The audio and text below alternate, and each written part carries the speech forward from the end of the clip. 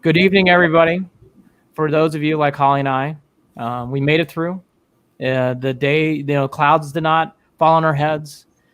We will make it through. This is welcome to the second episode of Set the Edge. I'm sure everybody is there, pumped up as Holly and I are. Talk about the face planting moment of our fucking tribe. Holly Wetzel there. I'm Andy Billman here. Hello.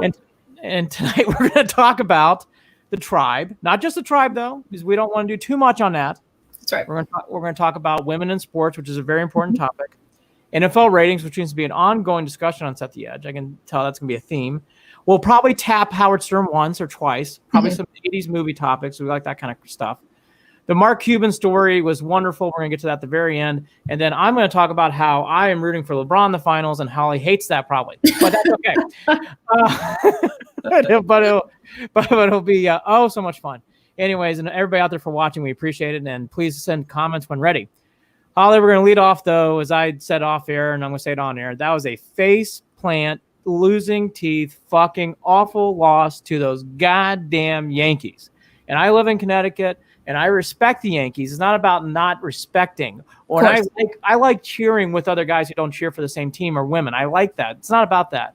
It's just that as an Indians fan, what happened in 2017, getting swept off by the Astros, not making the playoffs this year. And Holly, there's a lot more that goes around it, but that was, out of all those things, even losing in 2017 the Yankees, even getting swept off our ass by the Astros, those cheating Astros. Yeah, they cheated. So cheaters, as my son said, they're cheetahs. New York Northeast accent. Cheetahs, choke us, cheetahs. Mm-hmm. But Holly, that I thought for me, and then I want to hear you. That was a big gut punch. Huge. It was 100%, definitely was, and they had every freaking chance to pull that off, and they didn't. And it sucks. I mean, I'm still wearing my tribe shirt tonight. Always still going to be a fan and stuff. It was hard. It was really hard, and I stayed up till fucking 1:30 in the morning watching that, just waiting for it to pay off. And I'm not getting any younger, so it was definitely hard to get up this morning. And I've been drinking every night this week. So yes. I'm taking Miller Lite, by the way, which is what I deserve. Ooh, look at her. Look at Miller Lite. Not in Revelry, by the way, if they're interested. But yeah. This might have been a free 99 glass, but anyways. It looks stylish. It is. The thing is that really came off, I mean, outside of it being another disappointing loss, outside of it being, everything that goes into, this is, again, Captain Obvious. What do you want to point out? Carrasco didn't pitch as long as he wanted to. Gio Urshela, who used to play for the Indians, hitting jacks and bombs. That was awful. You don't like seeing that stuff. And then you get this whole, I think the bigger story outside the game, and Brad Hand looked like Jose Mesa, and then he didn't catch the ball. Delano DeShields can stay bad. The bigger thing to me, though, is that era, and something I want to go into with you, is that Lindor. Mm-hmm. You felt it on Twitter. I did, at least. You could tell by the fans. I think the Lindor drumbeat, which was supportive, I think is starting to turn a little bit in Cleveland. At least I'm from my vibe. I'm not that way, but I got that vibe in reading social media. Well, I think people are just like trying to come to terms with the reality of that he might just not be here anymore. Yeah. I mean, that's just the reality, and it just hits harder and harder every year when we're trying to contend, and we are a contender. Yes. And we're not finishing the job, and we're not able to carry and keep him. And that's, he made a couple pretty strong comments today to the media. And the Dolans can pay him, right? And to continue to build around him, I should say. And, whether or not they pull the trigger is the next question. But I think people are just coming to terms with the fact that he's just probably not going to be here. I think even before his comments today, I think you touched upon something. The Indians have done, I think, a very nice job with this organization at times. They have. They really have. There's a lot of people that get down on the Dolans. Yeah. Not enough money. And I get it. I understand it. But I really think, they've I don't know. People really give them a hard time, and I don't always agree. I think some of it is that boss, that owner, everybody picks on them. I think that comes a lot in sports. Mm-hmm. I will say the only thing, the Dolan's comments at those award shows, those comments about Lindor in the press did not go off well. No, And that didn't I help think, anything. and by the way, that came out fucking awful. And I think if you gave him a truth pill, they'd be like, yeah, that wasn't our best moments in the press. Yeah. All that to be said, Antonetti and Turnoff, those guys do a nice job of making what they can do here. And they put things on the field. And, Santana, career year last year, this year he stunk. There's just things in there you just can't control. All that to be said, though, however, I want to get to your points. I think it's a good one. The Indians, to me, I think Lindor's important to keep here. I think Lindor needs to feel loved and this team supported. There's two ways you got to think about this. If as a fan, it is disappointing because he didn't play great. I don't think he played. I think people were exaggerating. I mean, he had some very bad at-bats, and that's certainly true. But if you take the whole encompassing year of a COVID year, he was okay. Did he play up his ability? No. But did he play horrible? I don't think he played horrible. I really don't. I think that was being too harsh. I think people are just always looking for excuses too. Yes. You rely on him to just come out and be who he is and prove the amount of money he's looking for. I mean, but that was not their only problem last night, or the whole. That's my point. One great 2 games that it was. I mean, it was everybody kind of shit the bed across the whole thing. Shitting the bed is being very kind. That was fucked up. I mean, we love Shane Bieber. Shane Bieber's going to win a Cy Young. That was awful. Brad Hand's done many wonderful things for the community. He stunk. Folks, he stunk. DeLeon Shields is a good dude. That glove was awful. Falling on his ass multiple times. I mean, Hammy even alluded to it. Sandy Alomar, who I think can learn from this. Again, I'm more gentle on him than others. Okay, all that to be said, he had some weird moments. But okay, I will never save him on this one. Why is Adam Simber pitching in the playoffs? I mean, Adam Simber? There's no one else available in a 3-game series? Holly, it adds up.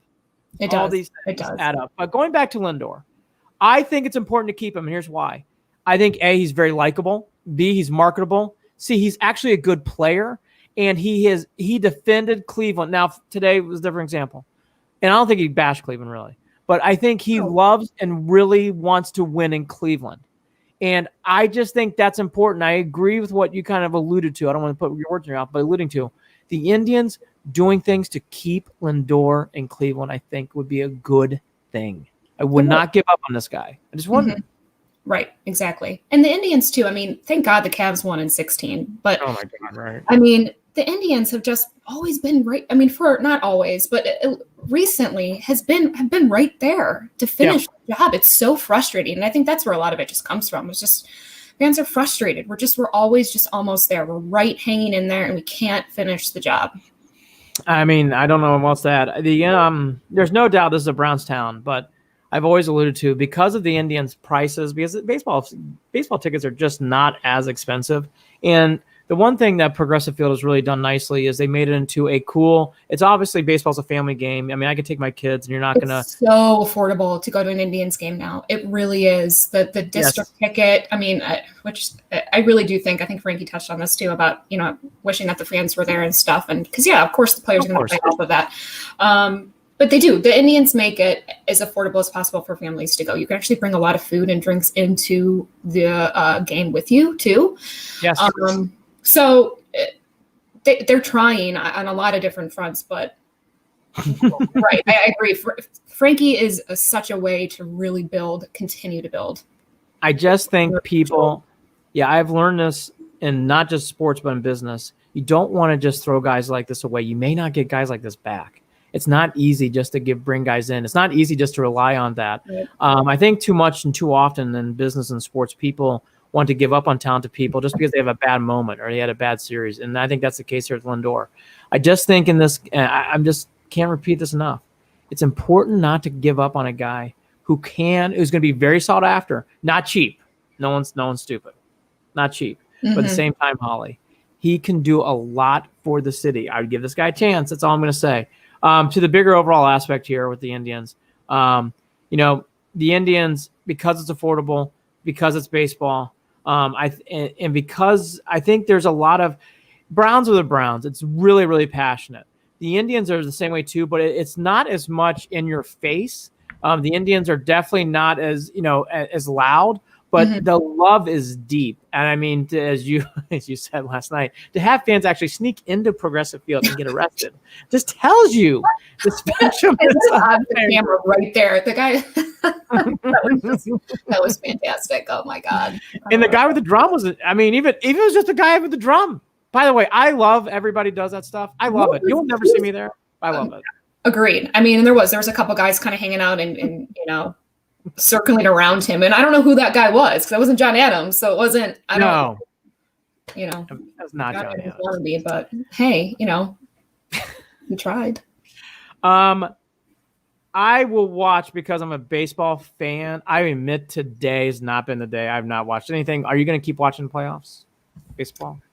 Yeah. I mean, certainly not obviously as close. And we'll see what happens with the NBA finals because of what happened last night.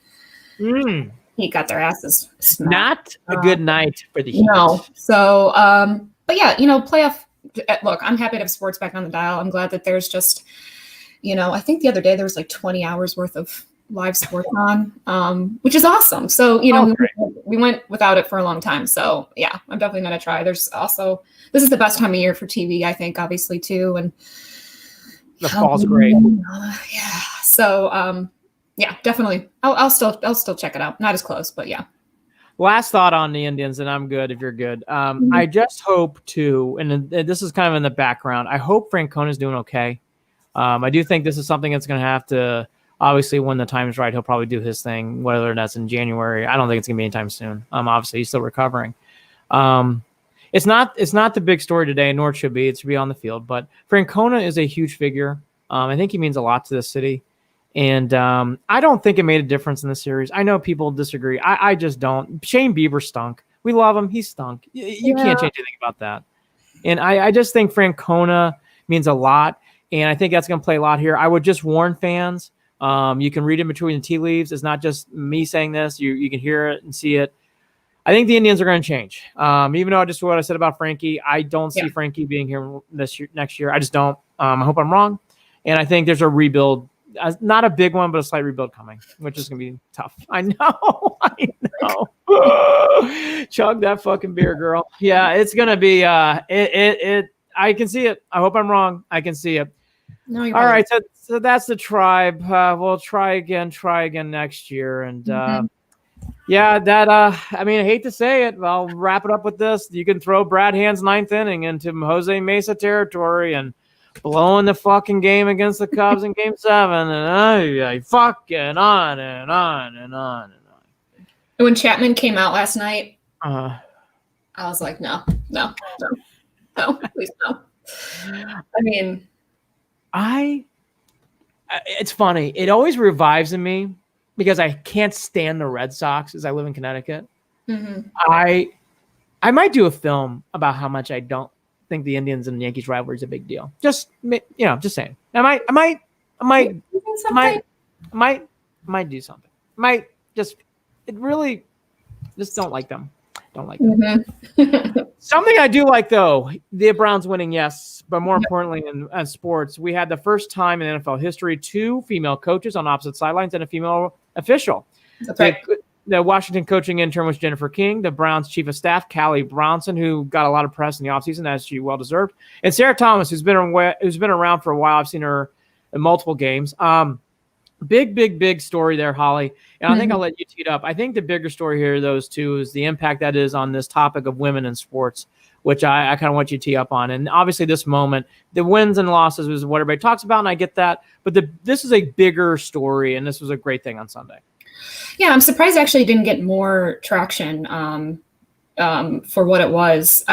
It's a huge moment, and it just continues to solidify, that women belong in this, just as much as men do. And, and you and I, when we were kind of prepping for a lot of this, I was thinking back to when I first started in radio and I worked sports radio. I was an intern, one of the few females, but the men that I worked with, they weren't all former professional athletes. They were, I know, shocker, right? Like, I mean, and so what's the difference? Maybe they got past high school.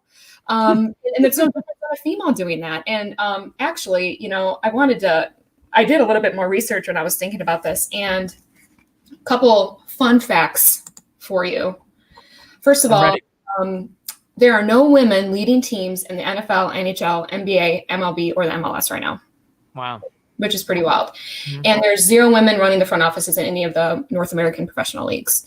So we still have a long ways to go, but it was such a huge moment. I'm super happy. And especially, you know, Sarah Thomas, like it's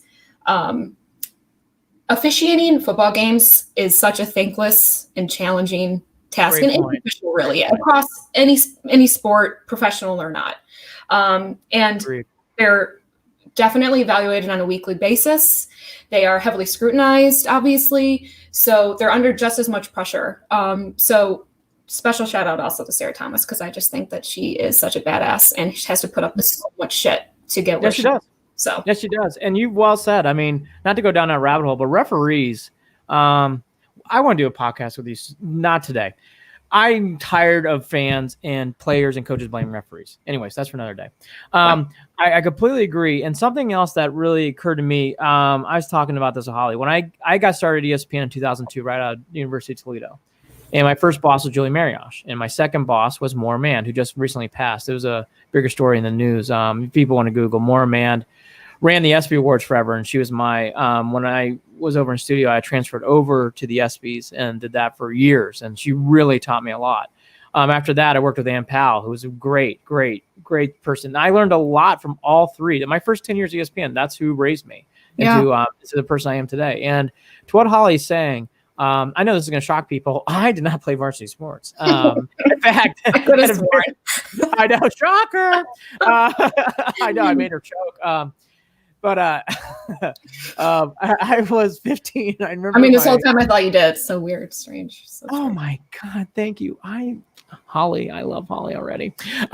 Clearly, I mean, look at this physique. I mean, I didn't want to brag, but today I jogged 4 miles. It took forever, but I did jog 4 miles. Wow. I was getting past my. Oh, I did. I jog every day 4 miles. I'm not saying my time, but I do jog every day. We haven't even touched. That's going to be a separate thing because. You know, I started running back in March during quarantine, and I do like 3 to 4 miles a day. Good for you. Myself. And no, I'm slow as fuck, but I get it done. You know, I'm not walking anymore, so that's a plus. I've walked once, but I'm a good 10-minute miler. You know, some days it's Holly. I'm hitting like a 9:30 to 9:45. Like, good for you. So, you know. I might be in the 12s. Okay. But anyways, I'm doing it though. I am doing it. I might get passed by old women, but it's okay. It's all up here. It's all up here. Let me sip my coffee. So I'm so proud of my 12-minute coffee. I'm drinking beer. What's wrong with this? Well, this is for a different Set the Edge show. I'm doing this new health kick. And it's been very good. I've lost a lot of weight. I'm feeling so good. You look awesome. It's huge. Thank you. And I feel much better. I did a lot of things, and we'll get in that Set the Edge show. But yes, I drink coffee now. Normally it'd be wine, but now I don't do that anymore. But I love wine. I still did that. I did a whole pizza night this week. It was great.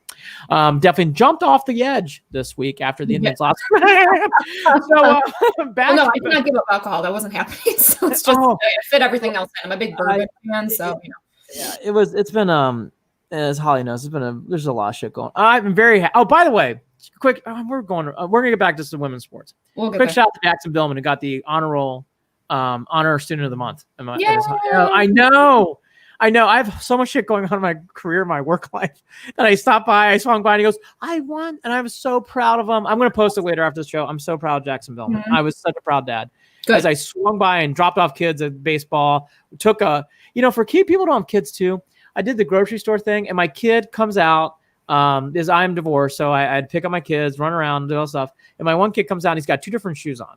And I'm like, God damn it, Cameron. The only thing I'm asking for is that. I mean, I did that in high school. I wore 2 different colored boots, and I got in the car. My friend picked me up, and I'm like, fuck. It was dark this morning. It was dark in the basement. I have 2 brown and a black boot on, and there's no turning back. So to your point, Cameron did the same thing. He goes, oh, my God, I'm so sorry. Damn it. And he ran back inside. He's so cute. 10 years old. By the way, he was not happy about the Indians, but he took it well, better than he did the other ones. Okay, That's for a good set. Got a long time of misery coming up. Tell him to settle in. It was the Chokers. I'll bring him on the show someday. He is such a fan.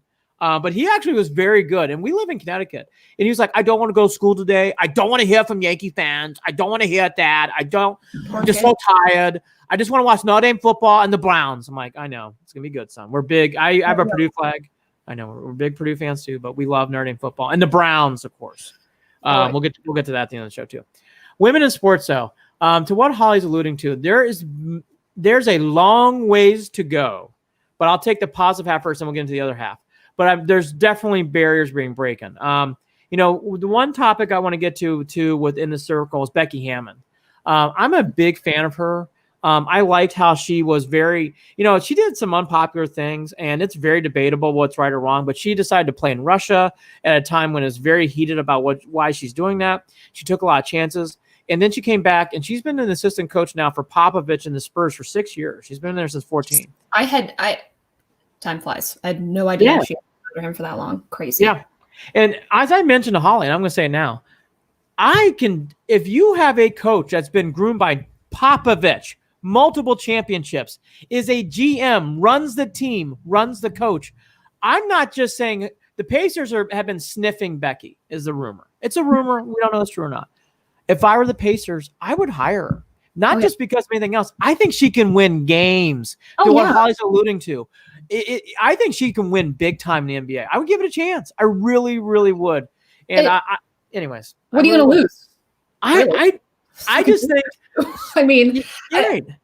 And the women I just feel are, there's a reason why men and women are different. I think women are just so much more subjective. And we're just, we just bring a whole different way of looking at things, especially sports and analyzing things. Yep. I mean, and to kind of go back, growing up and stuff, I'll piggyback. I was one of the worst. I'm the worst athlete on this planet. There is no debating that I am so, I can't for the life of me barely dribble a ball. My dad tried for years to get me into softball. I got hit in the head. I got hit in the ankle. I was in the left field. That's where they put the worst players. I was in the left field. I've been there. In the shadow of all my siblings who are amazing athletes. Both my brothers had golf scholarships to college. My sister played basketball in college, But I'll tell you what, I didn't miss one game of theirs ever. Mm-hmm. I did stats for boys basketball growing up. I was on the chain crew for the football team. I mean, I loved it. I loved to watch. I loved to watch the game, to study the game. And I realized I have an opinion on this, and it's actually a pretty good one. So it's, it's such an awesome moment. I'm really, really proud of the fact that, we're making some major strides, and, I think this is just the beginning. So this space in sports needs to become more welcoming to people. I have never understood why because when I got to ESPN, even myself, and I agree with Holly, look, I have no athletic ability. My brother played, as your sisters, my brother played collegiate soccer. Very, very athletic. My other brother could have probably played collegiate soccer. My dad could have played collegiate football. He didn't, but he almost played Division III football. And then there's me, who I loved competing, loved playing, and knew at a very early age, I'm like, this is not for me. Mm-hmm. So I should start studying sports and doing all that. And so to what Holly said, I mean, that's the best part. Correct. I love, Holly and I are the same, love everything. When I walked in ESPN, though, I could feel it from day one, because in Northeast, I mean, it's so this space, sports is cutthroat. If you think it's cutthroat on the field, television, radio, what we're doing is cutthroat. People judge you for day one. And they try to, and not only is it not welcoming, they put pressure, unneeded pressure. And I saw that a lot at ESPN. I'm sure Holly witnessed that in all of her years of working in sports. And that has changed a little bit, but it's it needs long ways to go in that it's going to take time. Look, a lot of the players are still not going to, especially in the NBA I say NBA, but really any professional sport, it's probably pretty hard for Becky to walk into a locker room like that, a brand new one too. Oh my gosh. I mean, look, respect it's going to take a long time, but it's great that these are major moves to start that. I just think Becky, because she's been with the Spurs so long, Holly, for 6 years, I think she could handle it. I was I know around. she can handle it. It's just the fact it's the men that would have. No, you're right. You're right. No, you're right. Becky. Holly, it's a fair point. I mean, the biggest thing that I learned about this, I can call you Becky. With the good hair, if you want, it's fine. You can call me Adam. It's fine. The biggest thing, though, I've learned about this space, that what Holly's alluding to, though, is just very, very key, and she's right. It's not welcoming. There's going to be some pushback. And it's not just going to be from players. It may be from people inside of the locker room, inside the front office. It may be people who are actually covering the team. There's a lot. You're talking Jackie Robinson type stuff. At the very bottom. I mean, I was looking at, I know you and we talked about this when prepping, but I just happened to look at the tweet. I think it was Cleveland.com that I originally saw it. And I just kind of looked at some of the replies on it. And it was disgusting. Yeah, it's bad. Disgusting. No, this is not a welcoming space. And women in sports and people who are outsiders, and I'll tell you the truth too, this has gone, again, a little bit better, but sports provides an opportunity for people who don't have a lot. And I think people forget that. There are a lot of times people maybe it's right or wrong, that's a different discussion, but my point is, a lot of people like John Thompson, a lot of people like Coach Darkanian for UNLV, God bless, they both have passed recently. They gave kids opportunities who may not have had that chance, who may not be people that whatever else in life. But I'll tell you this much. I liked what they did because they gave kids chances who would have normally never had a chance. Absolutely. And that's what I'm seeing in this women in sports thing. I think Becky Hammond deserves a chance. I think Pat Summitt, God bless her soul, should have had a chance to coach in a men's. She was a wonderful coach. Doris Burke and what she's doing is doing wonderful stuff. And I think there's too many people at times. And thank you, Nick Arner, who's commenting on Facebook. Great conversation. Really, really appreciate that. I think the biggest thing here too, Holly, is sports needs to be more welcoming. It doesn't always need to be prickly, and I'm tired of it. I felt at ESPN throughout. I worked there for 16 years. ESPN was wonderful to me. It's great. The first 2 years was a fucking dogfight. I mean, it was like deflecting, because you're going up against all these different stereotypes and whatever else. And I'm a white guy, so God, I mean, I can only imagine what everybody else goes through who's different gender or different whatever. So it just was a constant fight. It's got to change in sports. Got to. Oh yeah, and you're never taken seriously. I mean, not never, but there was some. I mean, I have sadly many instances where I was, I had a client of mine at the time that said, I was at a Cavs game, and he's like, "Why don't you just go put on an outfit? It would be the same thing. Go put on an outfit, come back in the suite." It's just, and he laughs, and it's just, and back then too, I'm in a tough spot because you are. Boy, his company's paying us millions of dollars. And what do I do? There's thank God that the Me Too stuff has taken over, but that is unfortunately and sadly a common thing, and that's we could really go down that path. But it's so exciting on the other end of this that these women are paving the way. Amy Trask, Al Davis giving her all those opportunities and only seeing her for her, and because she was the best one for the job. And that should just be it, bottom line. Exactly. And again, the other women too, we mentioned Doris Burke, wonderful. And I wish I had a chance to meet her at ESPN. I never did. Billie Jean King, who, for people who maybe don't know who she is, you got to look her up. Many people probably do. Billie Jean is one of the leaders. Martina Navratilova is another one. Katie Knight is another one. She was a wonderful kicker who kicked for Colorado, then on to New Mexico. She had a wonderful career. Great pioneer. One of the first ever college football players, a woman to kick in a bowl game and in kicking Division I football. Serena Williams is another one that comes to mind. Yeah, of course. And these stories need to be championed. Right. I'll go on and on and on. And again, too, it's all throughout different things too. Like Rhea Butcher is a good one too. If you people who follow people on Twitter, she's a great follow. Kara Swisher too, in the bigger space, not sports, but she's a great follow. She writes for the New York Times, Washington Post. I love Kara Swisher. In fact, I'm not lying. The reason why I wear sunglasses is because of Kara Swisher. She always wears sunglasses, and I thought that was very cool. I'm not lying. That's the reason why I wear sunglasses. So, I was going to ask you that. I've been forgetting. It is. I saw Kara Swisher wear them on CNBC once. I'm like, that's fucking cool. That's I want to do what she does. I need all help I can get, clearly. So the sunglasses out. But all that to be said, though, there's many more of these stories. And again, like in fairness to my gender, the Tarkanians, Jim Calhoun's as another good example, Cheney's, Thompson's. There's many other examples. Honestly, Francona, even though he doesn't recruit, obviously, and is a professional, but these gentlemen handle athletes so well and give them the best opportunity. And I think, wins and losses, that's why we're here. I love that stuff. We all need to take a step back, and that's why I bring up the Frankie thing. There is a bigger part of this in sports, and always remember that these guys are right. I mean, that's yes, so yes, true. yes. And I just my last thing on this is because I got it, and Holly had a much worse and much more than I ever did, but I got a touch of it at times, being a country bumpkin who, how many times he gone cow tipping? Mike, I've never gone cow tipping. I don't know what the fuck that is. I don't know. I saw on Tommy Boy once. Other than that, I don't know. So in the last 50 years anyways, that's the strangest thing. Okay, let's do this rabbit hole real quick. When I got to ESPN, I sat in this room. I'll never forget the sat in this room. I mean, brand new kid. Yeah. Barely made it in my little 1989 Honda.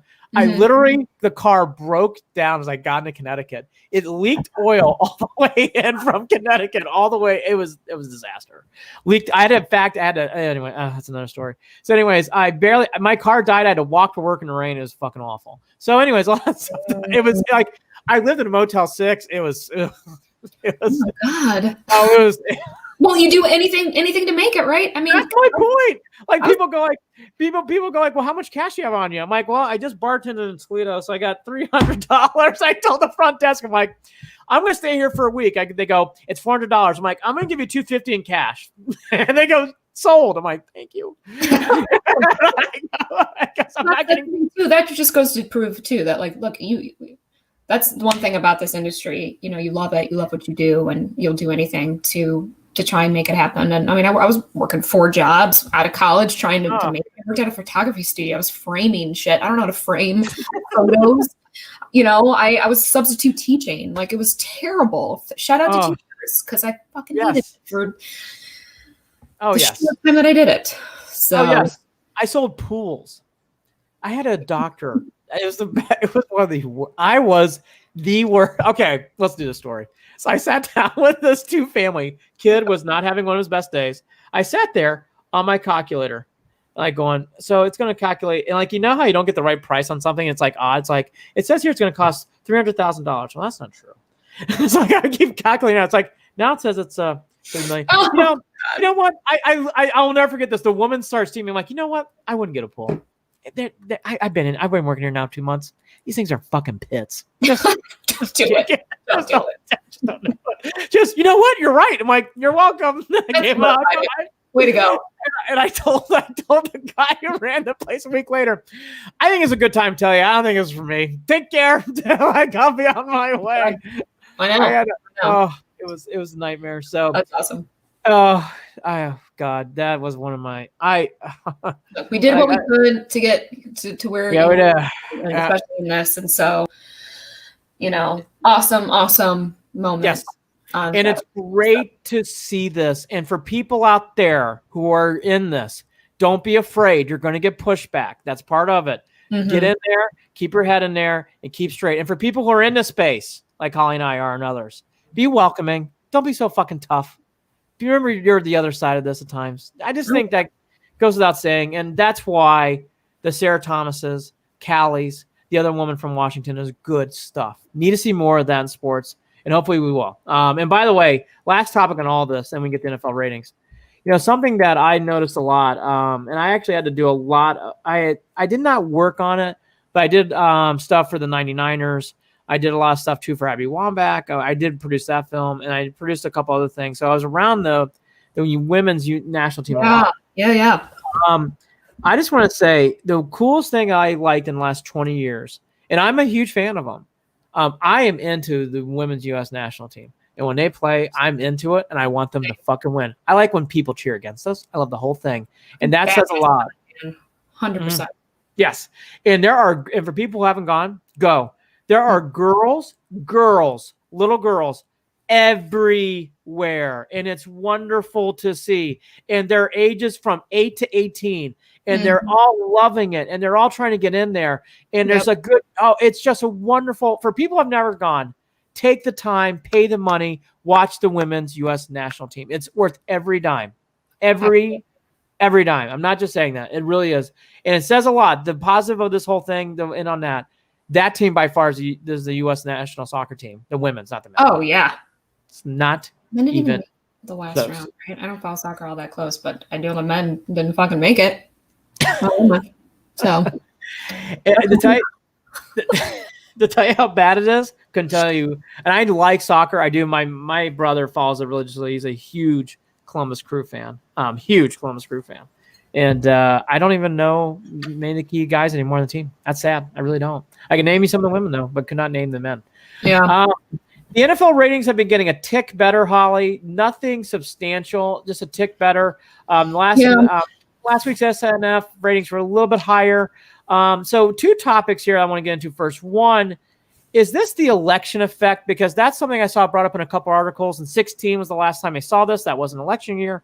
Right. Obviously, we had the whole debate, which we won't do too much today on this show. But my point being is, like, is this maybe more of a election effect that maybe we're thinking more than anything else? And, people not liking the BLM movement, or people getting angry about other things, or, I don't know. There's a lot of other rumors out there, but I that actually caught my eye. Maybe it is an election year thing.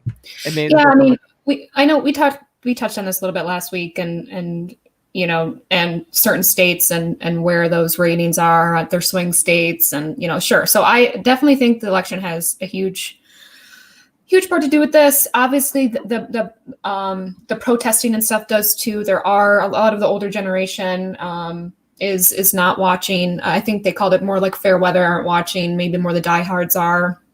What I also thought was interesting too, though, is so the ratings this year are taking into effect for the first time out of home viewing. Yeah. So that's like bars and restaurants, and I don't think people realize how expensive it is for a bar or restaurant to carry I want to say premium channel, but not an HBO, or when I say premium, but maybe like a first tier channel. So like your maybe regional sports networks, it's fucking expensive, and it's their capacity of how big. And I mean, I guess the best way to kind of compare it is, think about if you want to go watch a pay-per-view fight and you got to pay to go and watch it at a bar. It's because that bar is paying a shit ton of money to air that fight. Yep. When you're looking at, say, I don't know, I think I saw a stat. It's probably like around $30 a person. If there's say there's 200 at a capacity and it's $30 a person, it's costing $6,500 almost to carry that game. That's a lot of money. So my point is, it's interesting because even with those ratings factored in, and then on top of that with COVID and people not going to bars and watching those games, the ratings are still low. It's interesting. But so I think election, COVID, the protesting, I think it has a factor, but not that big of one, in my opinion. I don't think it's long term. And I think you brought up I think you brought up a good point. Bars and restaurants are a huge part of not your and I's age bracket, but the younger 20s. And I even think too, really people that I've been watching, there are a lot of people who maybe not around like urban areas, like, you live in Cleveland, I live in Connecticut, much more urban. I think in very rural areas, a lot of people like to congregate and gather and watch sports. And because of COVID and because of everything else, they're not doing that as much.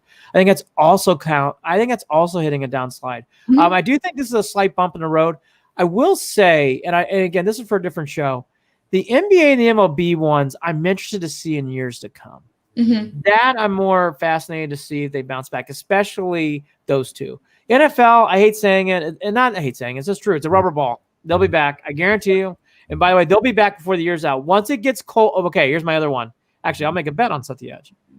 By November, ratings will be back to normal because it's colder.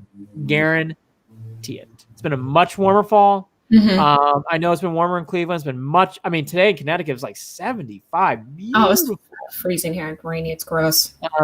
Sorry. Yeah, it was. I'll make you feel a little bit better. I think I got like sunburn today while I was sitting outside doing work. But oh, you're out in Florida. You're in Connecticut. It was 74. I know, it's so tough. It's so tough. I'm Connecticut. I'm doing my best Fridays of football stuff, and I'm just a busy dude. And I got my suntan lotion on, and I'm jogging 13 miles long and stuff. And I'm calling Holly, Becky, and it's been a long day. I'm getting a little, it's been a long day. I know. It's been getting a little zapped, but Yeah, All you're right. right. So, all right. We'll take it November. We'll see what happens. November, I think it could tick up. Now, I want to hit two things. This is for my brother Benji, the last one, but I want to hit the other one first. The Simpsons also kicked off. And what I want to say, and I should have thrown this in last week, they drew 5.5 million total. That is up from last year. You took it. It's amazing how that show's still around and people are watching it. Love it. I know they always have they always had a good lead in, and especially with the NFL, but that's insane. It really is. I mean, I haven't watched The Simpsons in a while, I'll be honest, but it's awesome. It's amazing.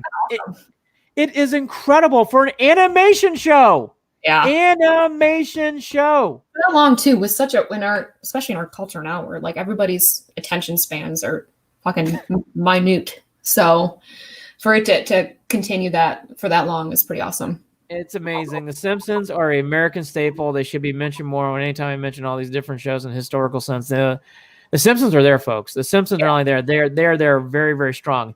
The other one, and I wish I had, I didn't clip it off. That's too bad. But Benji Billman, if you're listening, which you're probably not, but if you are, he gave a great stat. I guess Big Brother did finally slide down. It's going back to normal. And I guess it's makes me happy. Like I don't watch it, and I have nothing against it. Big Brother's never done anything to me. But I, for some reason, love the fact that it slid in the ratings. I don't know why. So, let's go down this road for a second. Big Brother, Survivor, Love Island. Is Amazing Race still on? I don't even know. Amazing Race to me wasn't bad. Again, I really liked Survivor the first 7 or 8 seasons. After that, I just couldn't do it anymore. I was never really into Big Brother. Amazing Race is interesting. I love good game shows. So that had a game show feel to it. Certainly Survivor does. Holly, those shows like The Simpsons. I mean, we haven't thrown The Bachelor. I mean, all these shows are very, very doing well. I used to watch that. I don't know. It could be another show for another day. The Bachelor. I just, I've kind of dropped that off that. It's so ridiculous. But speaking of though, the game show comment that you just made, did you see that Jane Lynch is going to be hosting the new Weakest Link? I did. That's interesting. For people who don't remember, the Weakest Link had a really good hot start. I want to say it's 99, 98, something like that. It's right around when Millionaire was starting with Regis. Yeah. I didn't like the Weakest Link to begin with. I don't like that show. It's nothing to do with the host, and I actually like the old hostess. So it's nothing to do with her either. I just did not like the premise. Where is she now? I don't know. Boy, she was zippy. I liked her. She was. Oh my gosh, she was the classic English woman. You're dead. No more. You're wrong. Stupid. We're going to hit the eject button and away you go. And it was great. And I do like that in game shows at times. Yeah. I like the old match game. I forget that dude's name, but he would just sit there and he's like, that's a fucking terrible answer. Or Let's Make a Deal, Monty Hall, all those kind of guys. But anyways, yeah. No Whammies. What was that one? Press Your Luck. Peter Tamarkin. Great show. You have scratched an itch. Scratch an itch. I can still watch those shows on YouTube, and it's wonderful. Mm-hmm. Wonderful. Supermarket Sweep is back. Sweep is back. Great show. I wanted to win RAV4 more than you can imagine. And then I think of the Kanye lyric. He's like, "What do you think I work for to push a fucking RAV4?" And I'm like, oh, God, I just smothered that. That's all I can see a RAV4. Supermarket Supermarket Sweep, tremendous show. Family Feud, tremendous show. Joker's Wild, that show's not anymore. Tremendous show. Mm-hmm. Obviously, Price is Right. Cleveland's own Drew Carey. Wonderful show. Love that. Press Your Luck, though, was the best show because usually every time there was a death finale, meaning it's win or lose. Mm-hmm. You get the whammy, the other person wins. You don't, you win. It's great. It's intense. And there's no rhyme or it was because everybody had their strategy and all that. It's like craps. You can roll 7 any fucking time. Anytime you get that goddamn whammy, don't think you act like you have these prisms. And Peter Tamarkin, another guy, God bless, he's passed. Wonderful game show host. Mm-hmm. Knew how to do it, knew how to turn the needle. As you can tell, I'm sure people are out there wondering. I would love to be a game show host. You're very excited. Oh, I am really. I am really. So when I was in 5th grade, we had to go like, what did you want to be when you grew up? And my mom goes, you should put down game show host. I'm like, you know what? She's right. I would love to be a game show host. I loved it. I would watch USA. You're still young, Andy. You're still young. That's still an opportunity. I love Holly Wetzel. More and more I talk to her, I love it. You're young too. We're you're jogging 9-minute miles. I'm doing my 20. It's fine. I'm doing great. I will say, anyone that is looking to start running, I am again the worst person. The last time I ever played any type of sport really fast, I was in a charity softball game, and it was actually in October of 2015 or 2014, one of them. And I was running to first base, and I tripped on my own 2 feet. Oh, Holly, I'm sorry. So, and it was definitely on camera because there was a local television station there. Oh, but fuck.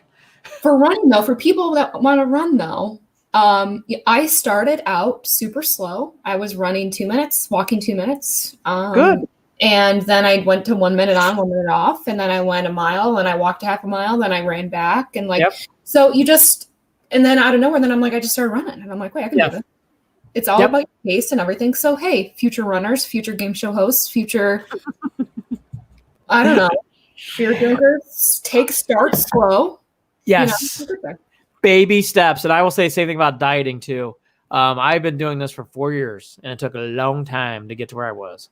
Yeah. So I had to cut out gluten, had to cut out all these fun things. Again, we're going to do a whole show on dating, but tonight I'll keep it simple. I'm definitely not I love eating and all that stuff. I'm definitely all healthy now. Fruits and vegetables, mainly fish and maybe chicken. I do eggs every day, but again, it really do feel much better. And I agree with Holly. It is baby steps. Look, my dad loves playing golf, and he's actually very good at it now. I fucking stink at golf.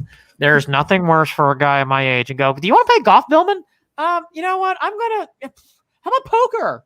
I love cards. I'm very, very good at poker. Right. What's up? I said, yeah, something better than that, please. Oh God. I stink at golf. I don't like playing golf. I don't. My brother was a teaching pro for 10 years. I grew up on a golf course. My little brother went on a scholarship for golf, and I play a little bit. That's another story, but good. Well, that's good. So, if I could dream big. Oh, dream big. I used to say this all the time. I play with one club, the 7-iron. I can hit it straight. I don't give a fuck how far it goes. At least that fucker straight. I can find it. That used to be my claim to fame. So all that to be said, Simpsons is still conquering, as is Holly's golf game and mine, kind of. But I'm good at fucking poker. Don't challenge me, poker. I will fucking whip your ass in a heartbeat. Great story. That you laugh, I'll beat you. And I might bluff. Mark Cuban is a good man. I love this story. And Delonte West, for people who forget, played on the Cavs. There's a whole rumor. I don't want to get into that. I want to get on Delonte West because I loved hearing this story. Dallas Mavericks owner Mark Cuban picked up Delonte West at a gas station in Dallas on Monday, this past Monday. And today's the 1st, so that'd be on the 28th of September. And is attempting to help the homeless former NBA player get his life back on track. I love this story. There has been a lot of stuff in the social media world and in the press world about Delonte West. I think he was even in California. He played on the Cavs. He actually was an underrated player. He played pretty well for the Cavs. And I know I do a lot of stuff on mental health and all that. And, we just talked about this with the Dolans, and Cuban definitely, he's on Shark Tank. So he definitely has an edge to him. There's no question Cuban's got an edge. Yeah. But I just want to bring this up that, for everything that the Dolans do a lot of good things. For everything the Haslams do, the Haslams do a lot of good things. There's everything that Dan Gilbert does that drives people crazy. I've seen Dan does a lot of good things like this. And so does Mark Cuban. And I think this story's, if you want to shit on guys like this, fine. If women like this, fine, her owners, you should also pump them up. This is a great story. It says a lot about Mark Cuban, and it says a lot about what he's trying to do and help out. And I love seeing stories like this, Holly. I really do. Yeah, picked him up, in Dallas. I think he reunited him with his mom in Dallas, and now I think he is in a facility in Florida, and I guess Mark offered to pay for it. I don't know if he actually is or not, but which is it's awesome. And I think also really important, you touched on obviously with the mental health across all the leagues, but the league this year, I don't know if people know, introduced new rules that all 30 teams had to have at least one mental health professional on staff. And I think that's awesome. And shout out Kevin Love for, being such a huge factor in all of that. So yeah, I hope he gets the help that he needs. Addiction, I think that's what it is, right? He's got some addiction problems too. Addiction. It's hard to fight, and it's a constant fight. So I hope that he makes it through and pushes through, and that's awesome that Mark took it upon himself to do whatever he had to do and get him the help. So I always root for the Mavericks, and part of it, part of it's because I think Cuban's a good guy. Again, he's very hard edge. He's a business guy. He's cutthroat, but I think he does things like this because he cares and he generally loves people. I've always been a Mark Cuban fan personally. I have too. And to what you said about Delonte West, I hope he's doing okay. There's a lot of, sadly in sports, there's a lot of stories like this that don't get told. And Holly hit a great note. Mental health is very important to all of us, especially in sports. It can be a grinding sport. It can be a very alone sport. Brad Hand today probably didn't have an easy day. There's probably a lot of other guys on the Indians like Delano Shields who he deserves it. He's a pro, he gets paid. But at the same time, Delano's not a bad guy. And that had to be a tough day for him. And you know what? I think at times having outlets like that are very important, because people got to remember, Holly does a lot of things in insurance and everything else. I do a lot of things also outside of this.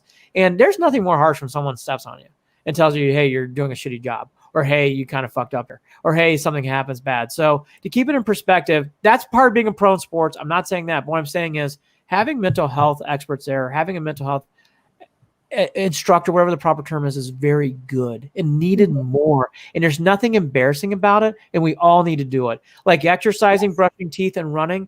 Once a day, you should be saying, have I done my breathing or whatever it is to feel good.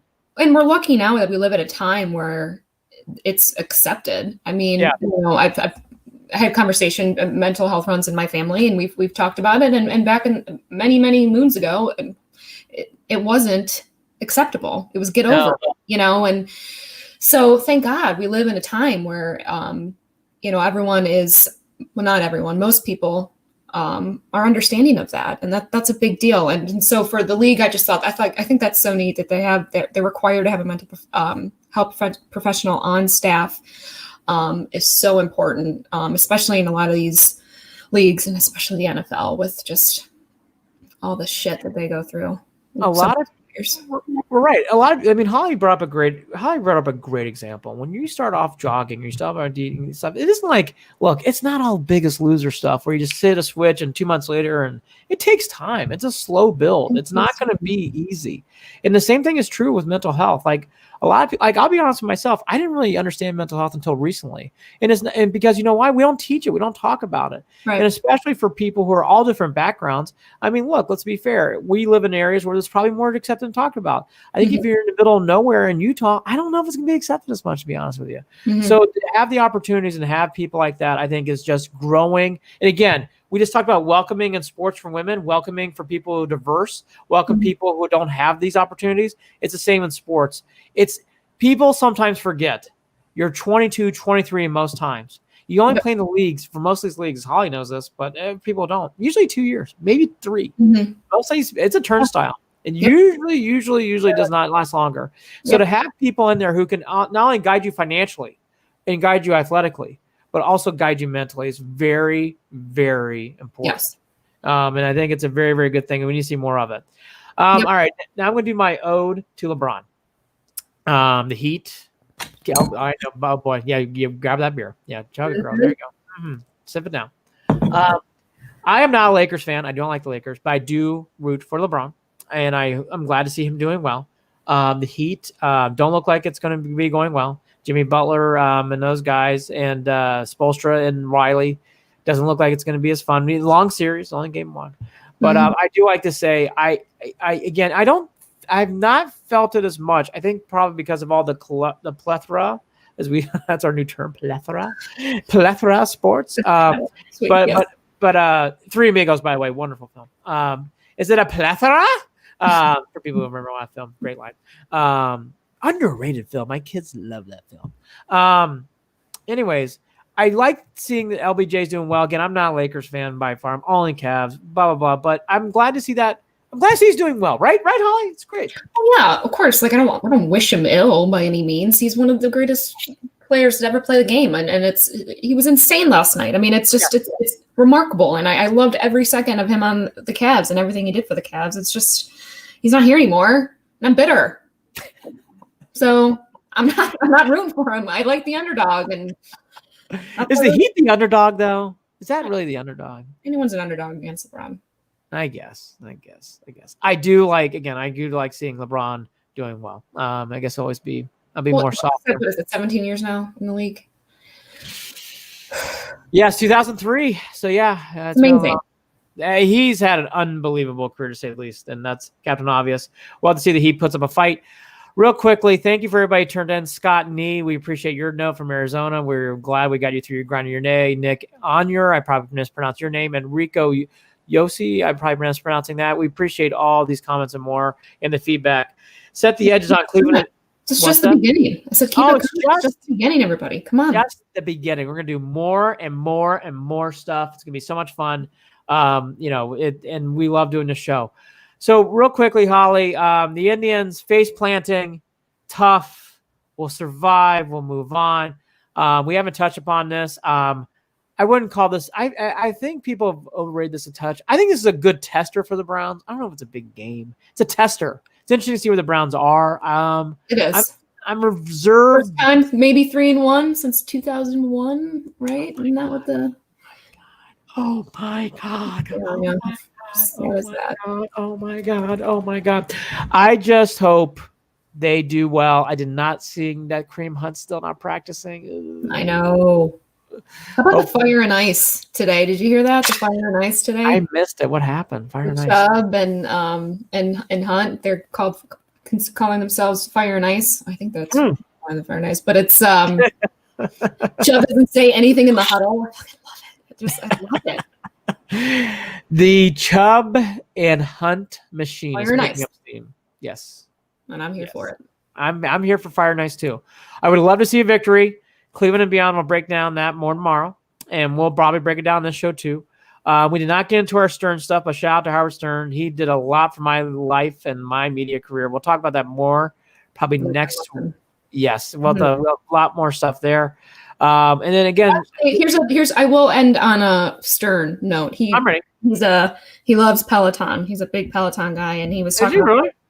Yeah, and he was talking about one of the instructors today, and the instructor says that you're not Amazon Prime, and you will not be able to deliver in 2 days. So that kind of ties into our theme of you're not going to go out and run, a couple miles for a week or whatever, and then expect to see results right away, right? We're not Amazon Prime. It doesn't. You can't be delivering that quickly the results that you want that quickly. So I have got to. All right, we'll do this quickly. Yeah, I love that story. I am a huge Stern fan. I used to listen to him every day at work. When you're a PA young in this industry, you have to spend a lot of alone time watching video, logging video, watching video, logging video. And to help pass the time, Howard Stern really helps, especially in the morning when you get your whole day set up. Mm-hmm. So I used to listen to him religiously. I do not listen to him only because I don't have the time, but I miss him. I love his shows. I was big into Artie Lang. I was listening to him in the Blitz in Columbus, Ohio, which I don't think is called the Blitz anymore. But when I was falling asleep, here's what I would do. I did a paper route in Columbus, Ohio. I would then drive to Bishop Waterson. I would get there at 7 a.m. 7 a.m. Why? So I could lay down in my car and fall asleep listening to Howard Stern. And then this young lady, 80 Berger, would knock on my Billman class. I'm like, all right, shit. Thank you, 80. And I would get up out of my car and roll into the classroom. But yeah, Stern is wonderful. I would advise people who have not, take some time. I don't know how much longer he's going to be doing that stuff. He is a wonderful, wonderful, wonderful media creator. Very good at content. He really is the king of all media. I read his books. He's wonderful. He's smart. Very good man. Yep. Big fan. So set the edge. I think we're going to close the books for today. I think we learned a lot. This is fun. We're going to do this on the live air.